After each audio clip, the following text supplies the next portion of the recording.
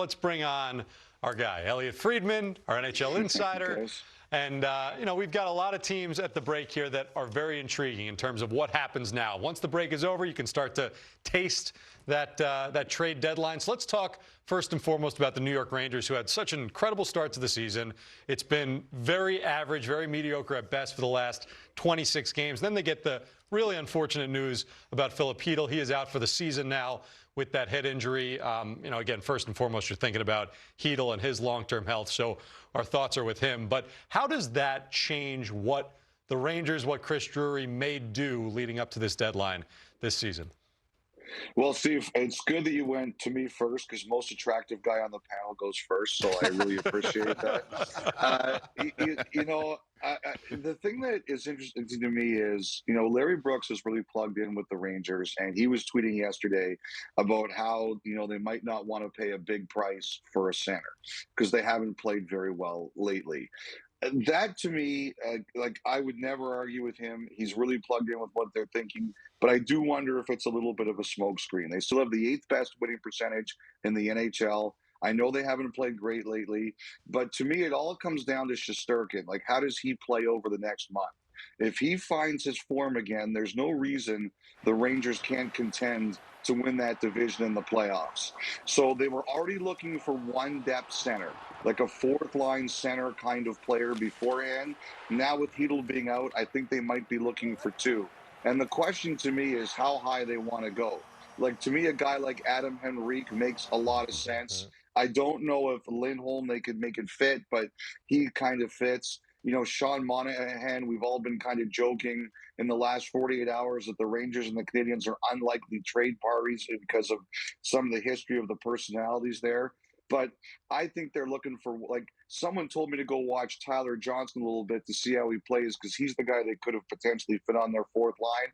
Now I wonder if they look higher at a Henrique, and I think the next month will determine that. That makes a world of sense. Adam Henrique, I think he's a great option for any team looking for a center iceman, somebody that's played in the playoffs. He's versatile, playing very well, too. He's a little resurgence this last season and change. But, Friedge, Johnny talked about this earlier. I want to kind of lead a different direction. What do you see with the Columbus Blue Jackets right now? We know they've got a lot of talented young pieces. We saw the news about Patrick Laine. But, unfortunately, it's another down year for them. They've got great fans. It's a great building. What happens with the Jackets right now going forward?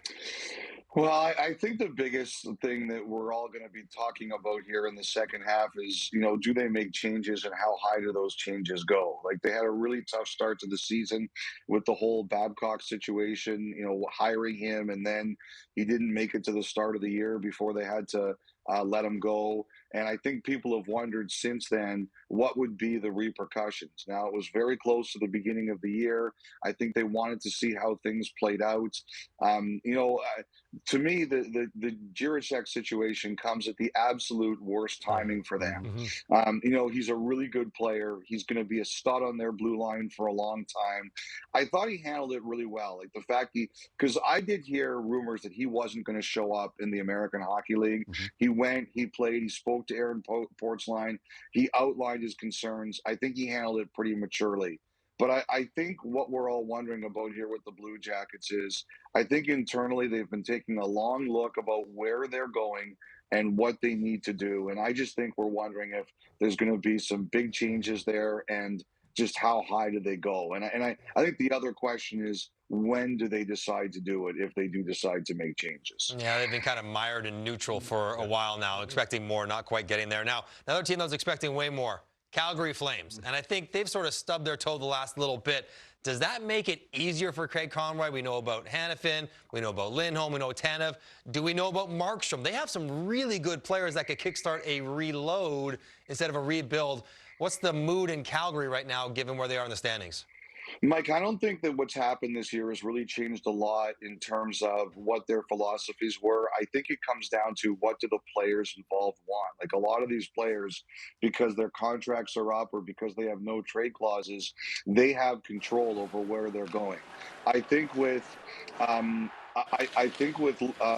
Hanifin, there was a time this year where I thought Noah Hanifin was going to resign. And then they lost a few games and he kind of changed his mind. They've started talking again. I really think over the All-Star break, Noah Hannifin's going to have to make a decision. Does he see his future in Calgary or does he see his future elsewhere? And I think the Flames have kind of asked him, you've got to tell us what you're thinking about here. Chris Tanev, I've heard there's a big market for him, not surprisingly. Reported on the weekend that Ottawa's a team that has interest in him too. They're looking for true pros. He fits. Biggest question is, does he want to go to a team right now that's not going to make the playoffs? Maybe in the summer, he might consider the Senators for next year, but I'm not sure now. I think there's a lot of interest in him. Lindholm, again, I think there's a ton of interest in him. Vancouver among the other teams there. I think Colorado's looked at Lindholm. I do think he'll get traded. And with Markstrom, the story I've heard with him, and Kevin, you've been lighting up the Devils fans. Like every time you tweet, the Devils, you give the Devils fans coronaries. Like what I've heard about Markstrom is he does not like this stuff. He does not like the speculation. It bothers him.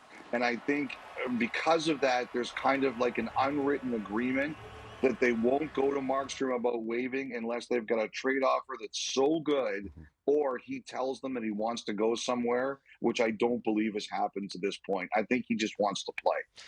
Well, I'll tell you what, though. He lands in Jersey. Jersey becomes a pretty good contender in a wide-open Metro. I don't care where they finish.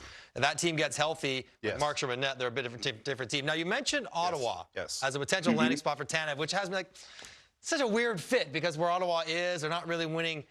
I start thinking, does that mean Chychrun could potentially be on the moon? His name has sort of been out there. Steve Staios has sort of said, we love him, we want him on the team, he likes it. How do they fitting between Chabot and Sanderson and Chychrun is 3. You're going to put Tanev on there 4. Is there even room for that? What does that mean for Ottawa, what they're trying to do? Well, I think Chychrun will probably come down to their salary cap situation. At some point in time, I think they're going to have a conversation with Chychrun. He's got 1 more year left. What does he want his next contract to look like? And I think that, as much as anything else, could determine Chychrun's future in Ottawa. When it comes to Tanev, like I said, and you've heard them all talk about it, they're just looking for pros. And also, they're a little bit less set on the right side than they are the left. So I think the Senators have made it clear to Tanev, like, even though Ottawa's going to miss the playoffs this year, they're not approaching this like they're in a rebuild. They want to come right back out, have a better start next year, and they want to be in the playoff picture. And they think they're a better team potentially with the likes of Chris Tanev on their roster than not there. So that's why I think he's sort of on their radar. I think when it comes to a guy like Chychrun, honestly, Mike, I think it comes down to what Chychrun's next deal is. Because obviously he's going to want a big deal. Why wouldn't he? Anyone would. And then that's going to force the Senators to make some decisions. What about the Philadelphia Flyers just down the turnpike from here? They've had, for the most part, a really good season. They've exceeded all expectations. They've played well. They've restored some of their pride and their identity. But Walker, Sealer, some of the other guys in their group, maybe even Claude Giroux. Like, where do you see, and the reason why I mentioned Claude Giroux, is there a chance that he could go back there? What do you see? Are you trying to tell us something here? Have you heard something? Just tell me what you're thinking about the Flyers. Well, I'll tell you, that's a good scoop. We see if that happens, because I had not heard that one. You've beaten me to that one, I got to say. I haven't heard Giroux with Philly, but this is what I think is going to go on there. I think, right now, they just signed Owen Tippett. He was an unrestricted free agent, but they wanted to know that he was committed to them for a long time. And, now they're married to each other. I think what you're going to see them do is, I think they're going to try to sign Nick Sealer. And I think, I lean to that one's going to happen. I don't know that for sure, but as you're asking me right now, it's 6:13 Eastern on this Monday night. I lean to that one's going to happen. I also think, guys, they're going to take a run at extending Travis Konecny. I do think they want to keep him, and I do think they're going to take a run at it. I think Walker is less likely to be signed, not because they don't want him, but just because I think ever since Drysdale got there, I think you can kind of see where this could potentially go. So I think, like, for Walker, I've heard Edmonton, I've heard Tampa. There were some reports about that yesterday. I always wonder about with Toronto with defensemen. Toronto's looking for D, but I think Walker is going to be out there. So I think what you're going to see Philly do here, guys, is sort of lay the groundwork for who their group is going to be for years to come. We know it's Tippett. I think they'll try to make it Sealer. I think they'll try to ensure Konechny, and we'll see what else they do. Elliot, let's finish by keeping it in Pennsylvania and talking about the Penguins, because, you know, this Penguins team, it's an interesting bunch. Obviously, they're still technically in the playoff picture. They're you know, a bubble team.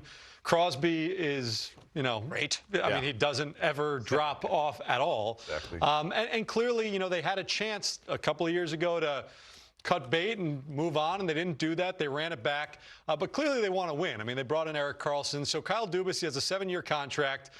Is there any chance that they might make some big moves to maybe not rebuild this thing, but try and retool and open up some breathing room heading into next season?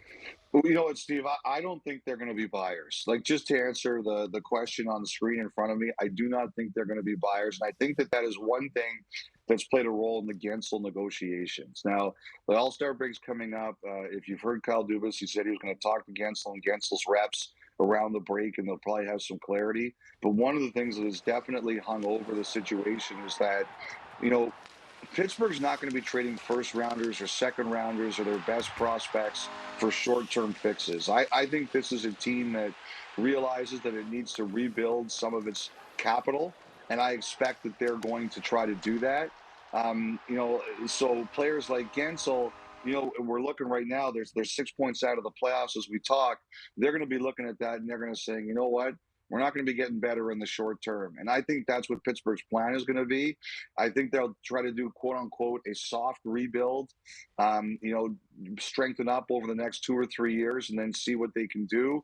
And we'll see what that means for some of their star players. But I don't think you're going to see the Penguins be buyers. I think, if anything, they're going to try to stock up a bit so that they can be smart about what they do and try to build their prospect base a little bit. Elliot Friedman, self-proclaimed best guy in terms of looks on the panel. I don't think any of us would disagray. We're just happy he had a shower before he came on. I'm just saying. So's my family, Mike. This is why I use the soft filter, Steve. That's why I use the soft filter. It's working. Pros pro. All right, go coiffed, and we'll keep going with the show here.